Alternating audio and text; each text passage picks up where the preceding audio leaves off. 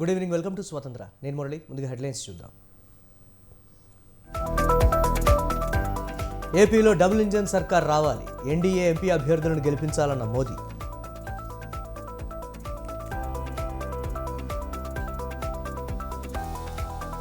ఏపీలో ఎన్డీఏ కూటమి అధికారంలోకి రాబోతోందన్న పవన్. కూటమికి మోదీ అండ ఉందన్న చంద్రబాబు.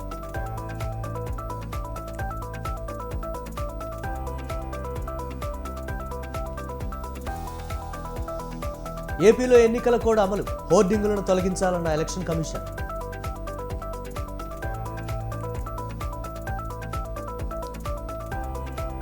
కాంగ్రెస్ పాలనకు 100 రోజులు పూర్తి, ప్రపంచం మెచ్చేలా ప్రజలు తీర్పిచ్చారన్న రేవంత్.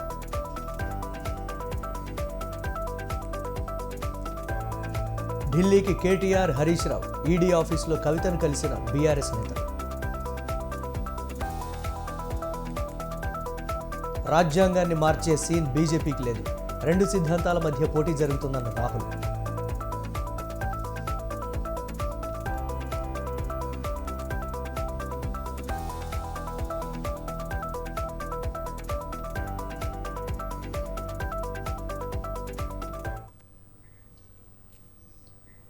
కేంద్రంలో ముచ్చటగా మూడోసారి ఎన్డీఏ ప్రభుత్వం అధికారంలోకి రావాలని, ఈసారి 400 పైచీలకు సీట్లు రావాలని ప్రధాని మోదీ అన్నారు.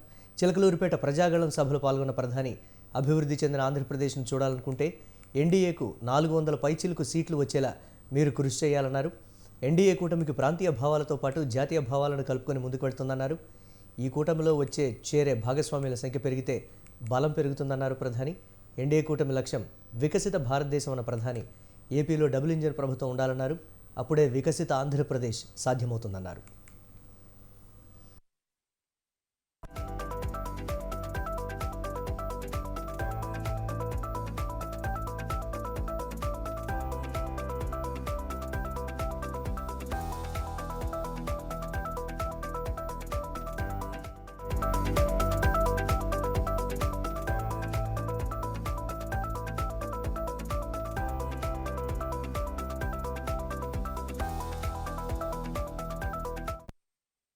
चुनाव का बिगुल बजा है और आज मैं आप सबके बीच आंध्र प्रदेश में हूँ। यहाँ मुझे कोटप कोंडा से ब्रह्मा, विष्णु और महेश तीनों का आशीर्वाद मिल रहा है। त्रिदेवों के इस आशीर्वाद से हमारी सरकार के तीसरे कार्यकाल में देश और भी बड़े निर्णय लेगा। आप सब देखिए, ये संयोग देखिए, इस बार चुनावों के परिणाम 4 जून को आने वाले हैं। अब पूरा देश कह रहा है 4 जून को 400 पार, विकसित भारत के लिए 400 पार, विकसित आंध्र प्रदेश के लिए 400 पार। नालगो वंदलो दाटाली एनडीए की वोट वेयाली। कल ही देश में लोकसभा चुनाव का बिगुल बजा है और आज मैं आप सबके बीच आंध्र प्रदेश में हूँ। यहाँ मुझे कोटप कोंडा से ब्रह्मा, विष्णु और महेश तीनों का आशीर्वाद मिल रहा है। त्रिदेवों के इस आशीर्वाद से हमारी साथियों, हमारा एनडीए गठबंधन रीजनल एस्पिरेशन और नेशनल प्रोग्रेस दोनों को साथ लेकर चलता है। इस चुनाव में बीजेपी के सहयोग हमारे साथी लगातार बढ़ रहे हैं। एनडीए की ताकत बढ़ रही है। चंद्रबाबू नायडू और पवन कल्याण दोनों लंबे समय से आप लोगों के हक के लिए, आंध्र के विकास के लिए दिन रात आपके लिए काम करते रहे हैं। एनडीए का लक्ष्य है विकसित भारत के लिए विकसित आंध्र प्रदेश का निर्माण। आंध्र प्रदेश में एनडीए की डबल इंजन सरकार होने से यहाँ के विकास को और गति मिलेगी। साथियों, हमारा एनडीए गठबंधन ఏపీలో గెలుపు ఎన్డీఏదేనని ప్రజాగళం సభలో టీడీపీ అధినేత చంద్రబాబు పేర్కొన్నారు. కూటమికి మోడీ అండ ఉందన్నారు. 3 పార్టీల జెండాలు వేరు కానీ మా అజెండా ఒకటేనన్నారు. ఏపీ కోసం 3 పార్టీలు జట్టు కట్టాయన్నారు. ప్రజల సంక్షేమం, అభివృద్ధే మా అజెండా అని పేర్కొన్నారు. మోదీ అంటే భవిష్యత్, మోదీ అంటే ఆత్మగౌరవం, ఆత్మవిశ్వాసమని వెల్లడించారు. మోదీ భారతదేశాన్ని విశ్వగురువుగా మారుస్తున్నారన్నారు. ఎన్నో పథకాలతో ప్రధాని మోదీ సంక్షేమం అందించారని చంద్రబాబు తెలిపారు. ప్రపంచంలో భారత్ను బలమైన ఆర్థిక శక్తిగా మార్చారన్నారు. బ్యాడ్ గవర్నెన్స్ వల్ల ఏపీ నష్టపోయిందన్నారు. లిక్కర్ ఆదాయాన్ని తాకట్టు పెట్టారని, ప్రభుత్వ ఆస్తులను తాకట్టు పెట్టేశారని ఆరోపించారు.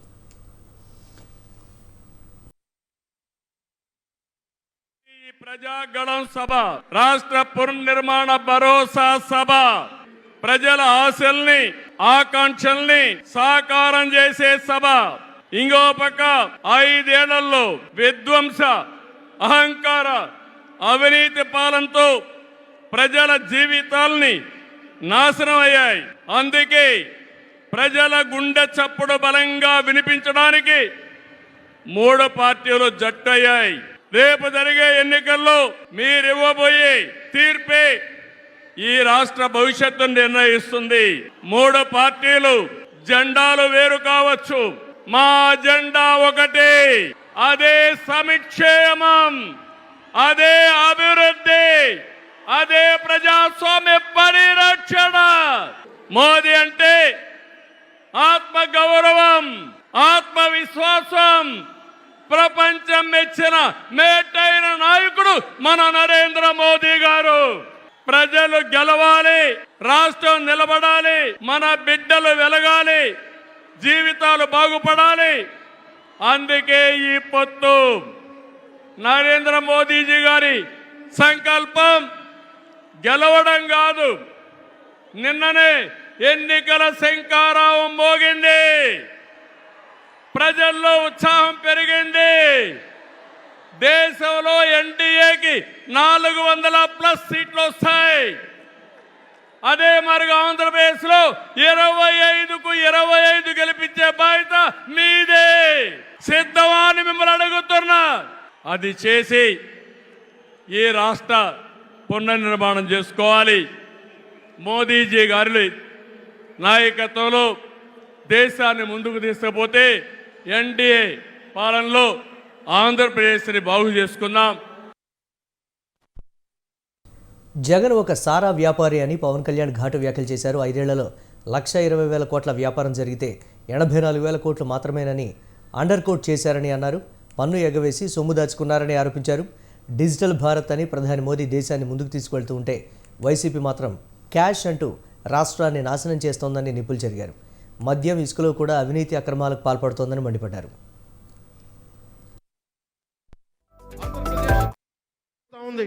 వైజాగ్లో ఇన్సిడెంట్లు కానీ ప్రతిపక్ష నాయకుల మీద ఎలాంటి దోపిడీలు చేశారో, దాడులు చేశారో. ఈ ప్రభుత్వం పోవాలంటే ఒకటే, డబ్బులు పెరిగిపోయిన జగన్కి ఎవరు అడ్డు ఆపు లేరు, నేను ఏదైనా చేయగలను అనుకుంటున్నాడు. రావణాసురుడు కూడా ఒకటే అనుకున్నాడు, నా చుట్టూ బంగారంతో కట్టిన లంక ఉంది, వజ్రాలతో వైడూర్యాలతో ఉన్న పుష్పక విమానం ఉంది, ధీరులు సూరులు మంది మార్బలం ఉన్నారు అనుకున్నాడు. నన్నేం చేయగలడు అనుకున్నాడు. నార చీర కట్టుకొని నేల మీద నిలబడి శ్రీరాముడు బాణంతో చంపేశాడు. రాష్ట్రాన్ని రావణ కాష్టం చేసిన అయోధ్యకే రాముణ్ణి తీసుకొచ్చిన శ్రీ మోదీ గారు ఇక్కడ ఉంటే, రాష్ట్రాన్ని రావణ కాష్టం చేసిన చిటికిని వేలంత రావణాసురుణ్ణి తీసేయడం అంత కష్టమా? ఇక్కడ జరగబోయే ఎన్నికల కురుక్షేత్రం. ఈ యుద్ధం ఫలితం ధర్మందే విజయం, పొత్తుదే గెలుపు, కూటమిదే పీఠం. 2014 తిరుపతి బాలాజీ ఆశీస్సులతో ఎన్డీఏ విజయాన్ని సాధించింది, ప్రభుత్వాన్ని స్థాపించింది. 2024లో దుర్గమ్మ తల్లి ఆశీస్సులతో మొదలు పెడుతున్నాం. అంతకు మించిన ఘన విజయం సాధిస్తున్నాం. ఎన్డీఏ ప్రభుత్వాన్ని స్థాపిస్తున్నాం.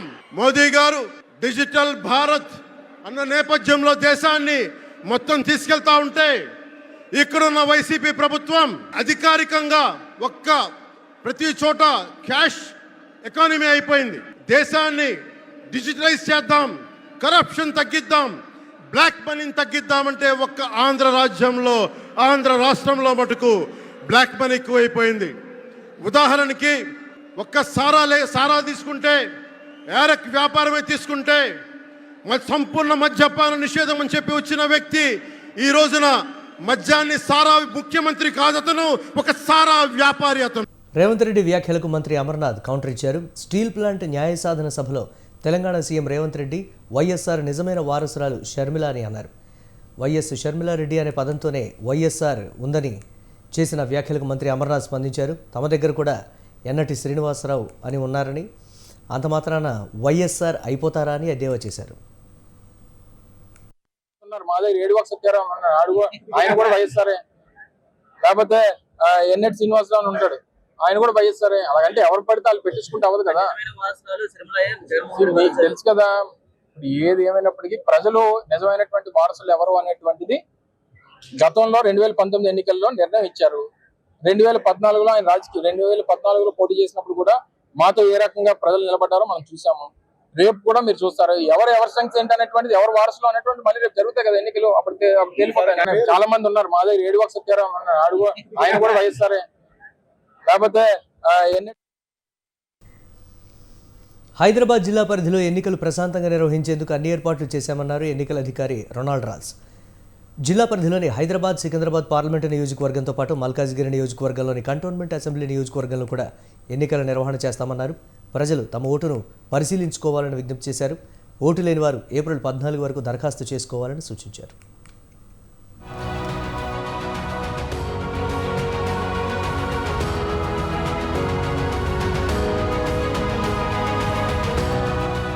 హైదరాబాద్ జిల్లాలోని 2 పార్లమెంటు నియోజకవర్గాలకు చెందిన ఎన్నికల నిర్వహణకు సిద్ధంగా ఉన్నామన్నారు హైదరాబాద్ జిల్లా ఎన్నికల అధికారులు. 2 నియోజకవర్గాల్లో మొత్తం 45,70,138 ఉండగా ఇందులో 23,30,574 పురుషుల ఓటర్లు, మహిళా ఓటర్లు 22,39,240 మంది ఉన్నారు. ఇతరులు 324 మంది ఉన్నారు. అయితే 85 ఏళ్లు దాటిన వారు 36,664 మంది ఉన్నారు. వీరికి హోమ్ ఓటింగ్ సౌకర్యం కల్పించేందుకు చర్యలు తీసుకుంటోంది ఎన్నికల కమిషన్. 18 నుండి 19 ఏళ్ల వయసున్న వారు 65,595 మంది ఉన్నారు. గతంలో ఉన్న 49 ఓటింగ్ శాతం పెంచేందుకు అవసరమైన అన్ని చర్యలు తీసుకుంటామన్నారు ఎన్నికల అధికారి Ronald rose.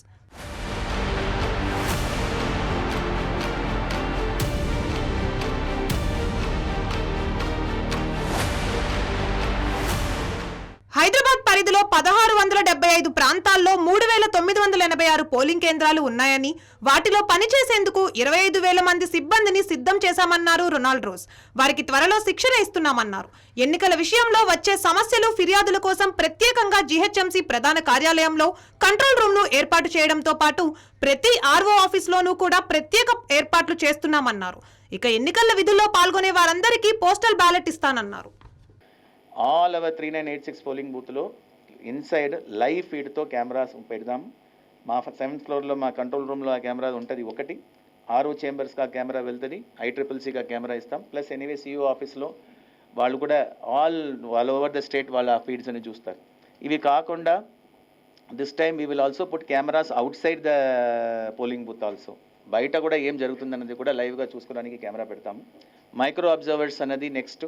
So there are four ways in which you can have control. Law and order పరంగా కానీ లేకపోతే ఇట్లా బోగస్ ఓటింగ్ కానీ ఉండడానికి వీలు లేకుండా చూసుకోవడానికి పూర్తి ప్రయత్నాలు చేస్తాం. పోస్టల్ బ్యాలెట్స్ దెన్ ఈసారి మనం ఏం చేసామంటే we had this facilitation centre also. ఆ సెంటర్లో వాళ్ళు వచ్చి ఓట్ వేయమని చెప్పాం. All supporting staff including ASHA వర్కర్ని వేస్తాం. ఒక చోట్ల ఒక లొకేషన్కు ఒక మెడికల్ ఆఫీసర్ అని ఒక మెడికల్ సంబంధించిన సిబ్బంది తప్పనిసరిగా ఉండాలి. 1,675 దానికి పోయినసారి అరౌండ్ 1,200 లొకేషన్స్ వి కవర్డ్. దాన్ని ఆల్ ఆశాస్, ఆల్ అంగన్వాడీస్ అందరినీ వేస్తాం. ప్రతి నియోజకవర్గానికి 6 మంది చొప్పున 90 ఫ్లయింగ్ స్క్వాడ్స్ నియమించామని హైదరాబాద్ పీసీ శ్రీనివాసరెడ్డి అన్నారు. 15 వీడియో సర్వేలెన్స్ టీమ్స్ ఏర్పాటు చేశామన్నారు. సిటీలో ఎలాంటి ఇబ్బందులు రాకుండా చర్యలు తీసుకుంటామని చెప్పారు. అందుకోసం 13 కంపెనీల కేంద్ర బలగాలు అవసరమవుతాయని చెప్పారు. ఇప్పటి వరకు 6 కంపెనీల సిబ్బంది వచ్చారని, వారిని చెక్ పోస్టుల వద్ద వినియోగిస్తున్నామన్నారు. మద్యం, డబ్బు రవాణాపై ప్రత్యేక నిఘా పెట్టామని చెప్పారు. లైసెన్స్ గన్స్ ను డిపాజిట్ చేయాలన్నారు. గతంలో 4,061 మందిని బైండ్ ఓవర్ చేశామని, ఇప్పుడు కూడా అలాంటి చర్యలే తీసుకుంటున్నామన్నారు. ఇప్పటికే 18 integrated inter commissionerate border check post మనకు గత వారం 10 రోజుల నుంచి ఫస్ట్ ఫేజ్ ఆఫ్ ఫోర్స్ ఏదైతే సెంట్రల్ ఫోర్స్ వచ్చిందో మనకు CAPF అంటే సెంట్రల్ ఆర్మ్డ్ పోలీస్ ఫోర్స్, ఆ CAPFని మనము పెట్టడం జరిగింది. మనకు CAPF టోటల్గా 13 కంపెనీస్ వస్తాయని చెప్పి ఇప్పుడు దాకా ఒక మెసేజ్ ఇవ్వడం జరిగింది. అందులో 6 కంపెనీస్ ఆల్రెడీ వచ్చినాయి. వాటిని ప్లస్ మన లోకల్ పోలీస్ని కలిపి మనం ఆల్రెడీ ఈ 18 integrated inter check post commissionerate border check post అనమాట ఇవి స్టార్ట్ చేశాము. వాళ్ళు ఆల్రెడీ వెహికల్ చెకింగ్ అవన్నీ కూడా ఫంక్షన్ చేస్తున్నాయి. అట్లాగే ఫ్లయింగ్ స్క్వాడ్ టీమ్స్ కూడా ఆపరేషన్లోకి వచ్చాయి. ఇంకా బౌండ్ ఓవర్ విషయానికి వస్తే మనం Telangana state legislative assembly elections 2023లో జరిగిన ఎలక్షన్స్ వరకు 4061 మందిని ఆల్రెడీ బౌండ్ ఓవర్ చేశాము. ఆ ప్రాసెస్ ఇంకా కొనసాగుతుంది. అంతకుముందు బౌండ్ ఓవర్లో ఉండి 1 year పీరియడ్ ముగిసిన వారు కానీ కొంతమంది 6 months బౌండ్ ఓవర్ చేస్తే ముగిసిన వాళ్ళందరినీ కూడా మళ్ళీ తిరిగి వాళ్ళని బౌండ్ ఓవర్ చేయడం జరుగుతుంది ఫర్ కీపింగ్ గుడ్ బిహేవియర్. అది మనం ప్రాసెస్ ఇమ్మీడియట్గా స్టార్ట్ అయ్యి త్వరలోనే అది ముగిస్తాము. వాహనాల తనిఖీలు చేసే సమయంలో ప్రజలు సహకరించాలని ఎన్నికల అధికారులు విజ్ఞప్తి చేస్తున్నారు. శాంతియుత వాతావరణంలో ఎన్నికలు నిర్వహించేందుకు ప్రజలందరూ ముందుకు రావాలని పిలుపునిచ్చారు. అసెంబ్లీ ఎన్నికల్లో ఓటు వేసిన వారు సైతం ఇప్పుడు తమ ఓటును చెక్ చేసుకోవాలన్నారు ఎన్నికల అధికారులు.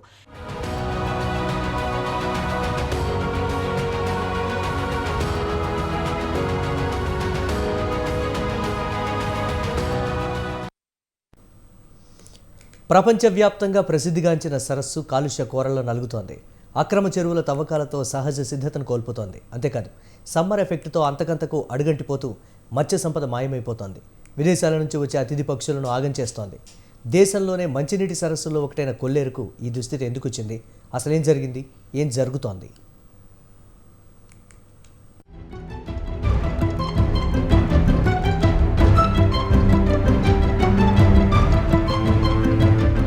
ఏపీలో నీలి విప్లవానికి శ్రీకారం చుట్టిన కొల్లేరు సరస్సు అంతకంతకు అడుగంటుతోంది. నీటి కొరతతో మత్స్య సంపద మాయమైపోతోంది. కనువిందు చేసే వలస పక్షులు నీటికి అల్లాడిపోతున్నాయి. మండుతున్న ఎండలకు నీరు ఆవిరవుతూ ఉండడంతో చేపలు సైతం మృత్యువాత పడుతున్నాయి. మార్చి నెలలోనే ఇలా ఉంటే మే నెలాఖరు వరకు పరిస్థితి ఎలా ఉంటుందన్న ఊహే మరింత కలవరానికి గురిచేస్తోంది. మత్స్య సంపద కరువవుతూ ఉండడంతో దానిపైనే ఆధారపడి జీవనం సాగిస్తున్న వారంతా వలసలు వెళ్లాల్సిన దుస్థితి వచ్చిందని వాపోతున్నాయి మత్స్యకార కుటుంబాలు.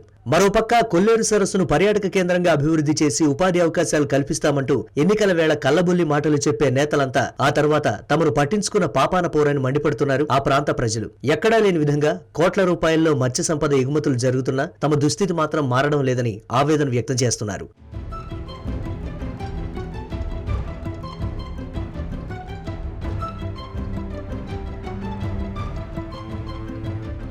మరోపక్క కొల్లేరు సరస్సు రాజకీయ నేతల కబంధ హస్తాల్లో చిక్కుకుని శల్యంగా మారిపోయింది. భౌగోళికంగా ఈ సరస్సు 3 నియోజకవర్గాల పరిధిలో విస్తరించి ఉంది. విదేశీ పక్షులకు విహార కేంద్రంగా పర్యాటకులను ఆకర్షించే ప్రాంతంగా ఉన్న ఈ మంచినీటి సరస్సుపై అక్రమార్కుల కన్నుపడడంతో ఆక్రమణలకు గురికావడం మొదలైంది. ఇతర ప్రాంతాలకు చెందిన వారు అక్రమంగా చెరువు తవ్వకాలకు శ్రీకారం చుట్టారు. దీంతో కొల్లేరు సరస్సు తన సహజ సిద్ధమైన అందాలను కోల్పోయింది. వేలాది ఎకరాలు తమ అధీనంలోకి తీసుకుని చెరువులు తవ్వి సాగు చేస్తున్న అధికారులు మాత్రం ఎలాంటి చలనం లేకుండా నిమ్మకు నీరెత్తినట్లు వ్యవహరిస్తున్నారు. లక్షలాది ముడుపులు అందడంతోనే చూసి చూడనట్లు ఉంటూ అక్రమార్కులకు అండగా నిలుస్తున్నారని ఆరోపిస్తూ స్థానికులు అగ్గి మీద గుగ్గిలంలా మండిపడుతున్నారు.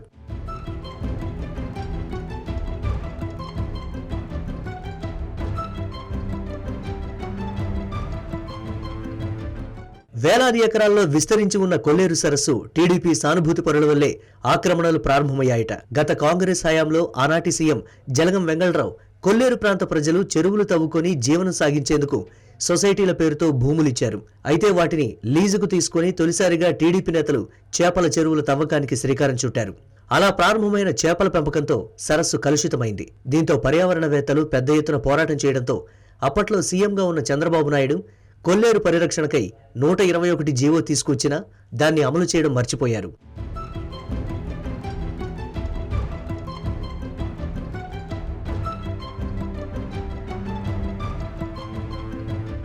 ఆ తర్వాత కాంగ్రెస్ అధికారంలోకి వచ్చి వైఎస్ఆర్ సీఎంగా పదవి బాధ్యతలు చేపట్టాక కొల్లేరు ఆపరేషన్ పేరుతో అక్రమ చెరువులను ధ్వంసం చేసి సరస్సు పూర్వ వైభవానికి శ్రీకారం చుట్టారు.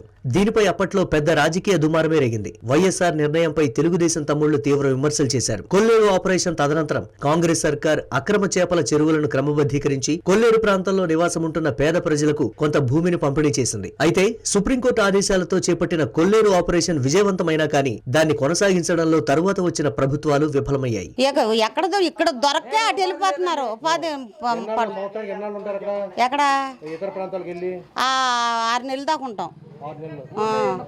పనులుంటే తప్ప మిగతా కాలం అంతా బయటే. ఇటువల్ల ఏమి చేపల చెరువులు అంటే ఏమి రావట్లే, అసలు ఏమి లేవు, నీళ్ళు లేవు, ఎండిపోయి చాలా ఇబ్బందులు పడుతున్నాం. గతంలో కంటే ఇప్పుడు మీ పరిస్థితి అయితే మెరుగుపడలేదు అన్నమాట. ఇంకెక్కడ మెరుగు రాదనుకుంటున్నాం మేము. మా అంతా ఎవరు చూడరు, మా అతిగతి ఎవరు ఆలకిస్తారేమో అనుకుంటున్నాం. ప్రభుత్వం దృష్టికి తీసుకెళ్లారా? మీ సమస్యను తీసుకెళ్లారా? ఎప్పుడు తీసుకెళ్ళినా ఇంకా మామూలుగా పెద్దోళ్ళు ఉంటారు కదండి, రాజకీయ నాయకులు, వాళ్ళు ఎలాగంటే మేము కూడా అలాగే. మా మాట ఎవరంటారు? పేదవాళ్ళ మాట. ఇప్పుడు పేదవాళ్ళ మాట ఎవరు అనరు. చేపలు పడతానికి కూడా పనులు దొరకట్లా. అసలు చేపలు ఉంటేగా పడతాకి రేట్లు లేవు. ఎవరన్నా ఒక రైతు వేసుకున్నాడు అనుకో చేపలు, దానికి రేటు ఉండాలిగా పైన. విదేశీ పక్షులతో పర్యాటకులను ఆకర్షించే ఈ కొల్లేరు సరస్సును పర్యాటక కేంద్రంగా అభివృద్ధి చేస్తానని పాదయాత్ర సమయంలో సీఎం జగన్ ఇచ్చిన హామీ అలాగే మిగిలిపోయింది. కొల్లేరు, కాంటూరు పరిధిని తగ్గించి ప్రజల జీవనం ప్రమాణాలను మెరుగుపరుస్తారని మాట ఇచ్చి దాన్ని మర్చిపోయారని వాపోతున్నారు కొల్లేరు స్థానికులు. ఇకపోతే దేశంలోనే ఎక్కడా లేని విధంగా భారీ స్థాయిలో మత్స్య సంపద ఎగుమతులు జరుగుతున్నా తమకు మాత్రం కనీస కూలి దక్కడం లేదని ఆవేదన చెందుతున్నారు కొల్లేరు వాసులు. ప్రభుత్వాలు మారినా, పాలకులు మారినా తమ ఆర్థిక పరిస్థితి మారడం లేదని, ఇలాంటి పరిస్థితుల్లో వలసలు వెళ్లాల్సి వస్తోందని గగ్గోలు పెడుతున్నారు. లీజుకి తీసుకున్నాడు అనుకో, ఆ ట్రాన్స్పోర్ట్లని, ఆ మేతల ఖర్చులని, ట్యాక్స్లని, ఆ ట్యాక్స్లని, ఈ ట్యాక్స్లని, ట్యాక్సుల రూపాయలతో తీసుకున్న రైతులను కూడా నాశనం చేసేస్తా ఉంటే, ఇప్పుడు రైతు మీరున్నారు, ఇప్పుడు నువ్వు రైతు శుభ్రంగా ఉంటేనే మాలాంటి కూలోడికి పని చెప్తాకి. రైతు నాశనం అయిపోయినప్పుడు మాలాంటి కూలోడికి పనే ఉంటుందండి. రైతు బలంగా మేము నాశనం అయిపోయినట్టే కదా. అదండి కరెంటు బిల్లు చూస్తానంటే కరెంటు బిల్లు దాని తగ్గట్టు ఇట వరకు 500 వచ్చింది, ఇప్పుడు 1000. దానికి దేనికి ఇప్పుడు వచ్చిన 500, ఇప్పుడు మాకు 600 రూపాయలు కూలి. ఇప్పుడు దాంట్లో ఇప్పుడు ఎలా లేదని సరే పైకెళ్ళకి వాటికి వీటికి కరెంటు బిల్లుకి ఇంటి కట్టుకుని అన్నీ పోగా నెలకొచ్చి మేము ఇంకా తిరిగి అప్పు అవుతాం తప్ప నుంచి మాకు వచ్చే ఆదాయం అయితే ఇది. అంతే. ఇదిగోండి బ్యాగులు. ఇప్పుడు వలస వెళ్దామని ఆసేపు అయితే వ్యానక్కి వెళ్ళిపోవాలి. 100 ఏళ్ల క్రితం ఒరిస్సా నుంచి వలస వచ్చిన మత్స్యకార కుటుంబాలు మాత్రం అక్రమ చెరువుల తవ్వకాల ద్వారా దుర్భర దారిద్ర్యం నుంచి కోట్లకు పడగలెత్తారని చెబుతున్నారు. వారికున్న ఆర్థిక బలంతో పాటు ఓటింగ్ బలం ఉండడంతో ప్రభుత్వాన్ని కూడా శాసిస్తున్నారని, అందుకే కొల్లేరు కలుషితమవడానికి ఇది కూడా ఓ కారణమని ఆరోపిస్తున్నారు స్థానిక జనం. ఇకనైనా అక్రమ చెరువుల తవ్వకాలను అరికట్టి కలుషిత కోరల నుంచి కొల్లేరును పరిరక్షించాలని ప్రభుత్వాన్ని డిమాండ్ చేస్తున్నారు. సహజ సిద్ధమైన సరస్సును కాపాడాల్సిన బాధ్యత కేంద్ర రాష్ట్ర ప్రభుత్వాలపై ఉందని విజ్ఞప్తి చేస్తున్నారు. కొల్లేరు సరస్సును పర్యాటక కేంద్రంగా అభివృద్ధి చేస్తే ఏలూరు పరిసర ప్రాంతాలు ఆర్థికంగా డెవలప్ అవుతాయని, ప్రభుత్వం ఆ దిశగా చర్యలు చేపట్టాలని కోరుతున్నారు.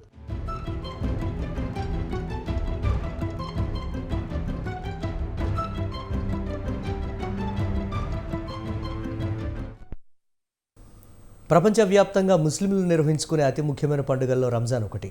ప్రత్యేక ప్రార్థనలు, కఠోర ఉపవాస దీక్షలు, దాన ధర్మాలు, ఆధ్యాత్మిక సందేశాలతో అత్యంత భక్తిప్రదంగా సాగేదే రంజాన్ మాసం. నెలవంక దర్శనంతో ప్రారంభమైన రంజాన్ నెల రోజుల పాటు కొనసాగనుంది. కామారెడ్డి జిల్లాలో రంజాన్ ఉపవాస దీక్షలు, ఇఫ్తార్ విందులు పెద్ద ఎత్తున కొనసాగుతున్నాయి. ముస్లిం క్యాలెండర్ ప్రకారం 9వ నెలలో నిర్వహించుకునే పండుగ రంజాన్. విశ్వవ్యాప్తంగా ఉన్న ముస్లింలు నిర్వహించుకునే అతి ప్రధాన పండుగల్లో రంజాన్ ఒకటి. రంజాన్ పండుగను ముస్లిం సోదరులు అత్యంత భక్తి శ్రద్ధలతో నిర్వహించుకుంటారు. రంజాన్ పండుగలో రోజా ఉపవాసానికి, హలీం విందుకు ఎంతో ప్రాధాన్యం ఉంటుంది. రంజాన్ వచ్చిందంటే ఖచ్చితంగా వినిపించేది హలీం, హరీస్. రంజాన్ మాసంలో వాడవాడలా హలీం తయారీ ప్రత్యేక సెంటర్లు కనిపిస్తాయి. ముస్లిం సోదరులతో పాటు ఇతర మతస్థులు హలీంను ఎంతో ఇష్టంగా స్వీకరిస్తారు. ముస్లిం సోదరులు పగటిపూట ఉపవాస దీక్ష పాటించి సాయంత్రం ఇఫ్తార్ విందులో పాల్గొంటారు. మేము ముస్లిమ్స్ రంజాన్ నెలలో చాలా పవిత్రత పాటిస్తాము. ఈ మాసంలో అందరూ 5 పూట నమాజ్ కంపల్సరీ. మన రాత్రి 4 గంటల నుంచి ఉదయం సూర్యాస్తమయం వరకు ఒక్క ఉంటాము. దీనికి ఇఫ్తార్ అని అంటారు 6 గంటల తర్వాత. దాని తర్వాత మళ్ళీ తరావీ ఉంటుంది, తరావీ చేస్తాము. తరావీ కంపల్సరీ. 5 పూట నమాజ్ అది వేరు, ఇది అడిషనల్ తరావీ వేరు. తరావీ కంపల్సరీ ఉంటుంది. ప్రత్యేకంగా స్పెషల్గా హరీస్, హలీం ఇవి ప్రత్యేకించి మనం వాడతాము. ప్రతి ఒక్కరు వాడతాము, ఇష్టపూర్వకంగా తినేది వస్తుంది. దీంట్లో చికెన్ ఉంటుంది, మటన్ ఉంటుంది. రంజాన్ మాసాన్ని పురస్కరించుకొని కామారెడ్డి జిల్లా వ్యాప్తంగా ముస్లిం సోదరులు ప్రతినిత్యం భక్తి శ్రద్ధలతో నమాజులు చేస్తూ ఉపవాస దీక్షలు పాటిస్తున్నారు. తెల్లవారుజామున సహర్ తీసుకొని సాయంత్రం మగ్రిబ్ కంటే ముందు ఇఫ్తార్ దీక్ష విరమిస్తున్నారు. రంజాన్ మాసంలోనే పవిత్ర ఖురాన్ గ్రంథం అవతరించిందని ముస్లిం పెద్దలు చెప్తున్నారు. ముస్లిం ప్రార్థనా మందిరాలైన మసీదుల్లో నమాజులు ప్రశాంతంగా సాగేందుకు సర్కార్ అన్ని చర్యలు చేపట్టింది. ఏ విధమైన అవాంఛనీయ ఘటనలు జరగకుండా పోలీసులు భారీ బందోబస్తు ఏర్పాటు చేశారు.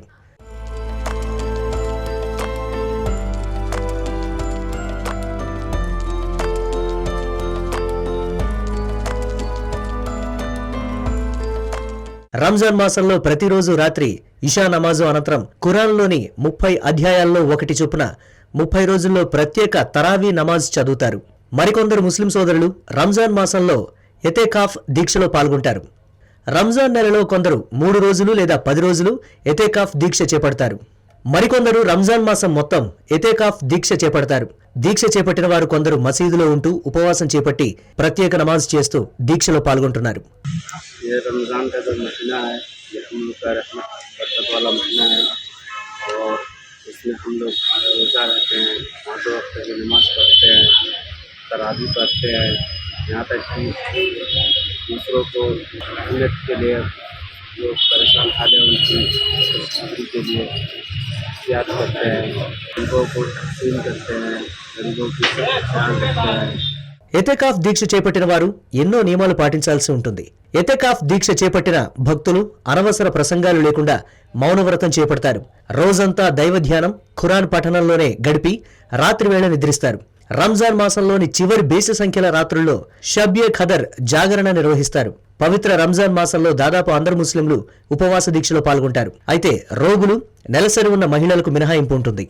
రోజు 5 పూటలా నమాజ్ చేస్తారు. జిల్లాల్లోని మసీదులన్నీ రంగురంగుల విద్యుత్ దీపాలతో దర్శనమిస్తున్నాయి. ఉపవాస దీక్ష అనంతరం చాలా మంది పండ్లు తీసుకుంటారు.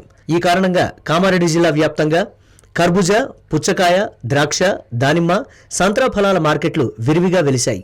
రంజాన్ పండుగ చివరి రోజు ఈద్గాలు, మసీదుల్లో ముస్లిం సోదరులు అత్యంత భక్తిప్రదంగా ప్రత్యేక ప్రార్థనలు చేస్తారు. అనంతరం తమ తమ గృహాల్లో ప్రత్యేక వంటకాలతో చేసిన భోజనాలను అందరూ కలిసి ఆరగిస్తారు. పాలతో చేసిన పాయసం, స్వీట్లు ఈ విందుకు వన్నె తెస్తాయి.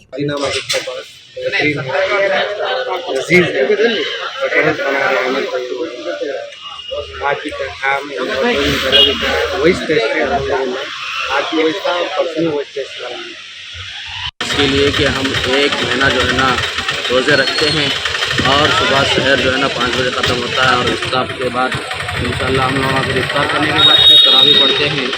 ये 1 महीने का तरावी भी होती है। चांद देखकर तरावी शुरू करते हैं और चांद देखकर तरावी ख़त्म करते हैं और जो है ना गरीब लोगों के अंदर ज़कात फितरा अदा करते हैं।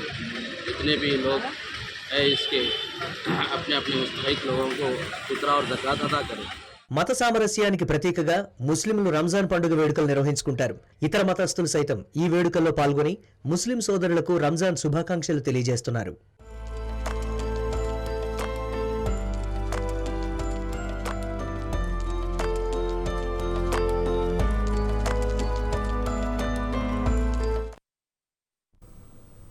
ఇవి ఇప్పటివరకు అప్డేట్స్. కీప్ వాచింగ్ స్వతంత్ర.